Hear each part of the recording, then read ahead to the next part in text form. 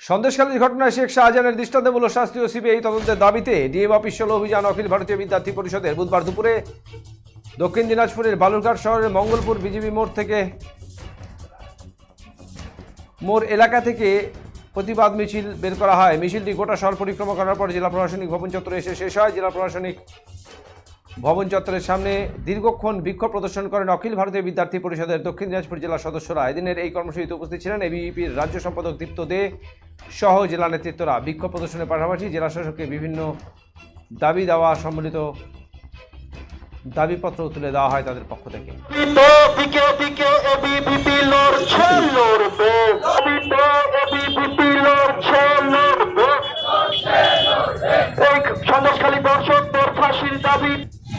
সারা বাংলা জুড়ে বাংলার লক্ষ্মীরা যারা রয়েছে তাদের কোনো নিরাপত্তা নেই।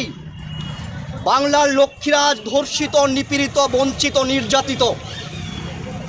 এই যে বাংলার লক্ষ্মীরা লাগাতার ধর্ষিত, বঞ্চিত, নিপীড়িত, এই প্রতিবাদে বিদ্যার্থী পরিষদ সারা রাজ্য জুড়ে লাগাতার রাজপথে আন্দোলন করে চলেছে।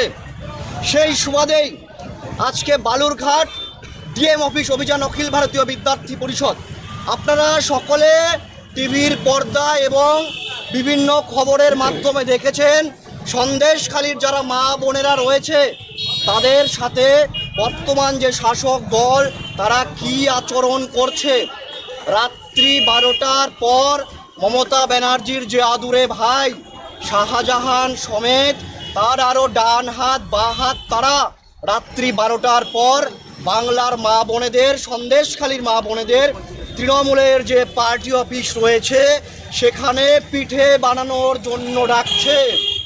আমি বাংলার মায় বোনেদের এবং বাংলার জনসাধারণের কাছে এই প্রশ্ন রাখছি যে রাত্রি 12টার পর তৃণমূলের পার্টি অফিসে বাংলার মা বোনেদের কি কাজ থাকতে পারে? আছে কোনো জবাব আপনাদের কাছে? আছে কিছু? কোনো জবাবই থাকতে পারে না। শুধু এখানেই থেমে নয়, মমতা ব্যানার্জি এই যে তার আদুরের ভাই শাহজাহান তাকে নিরাপত্তা দেওয়ার জন্য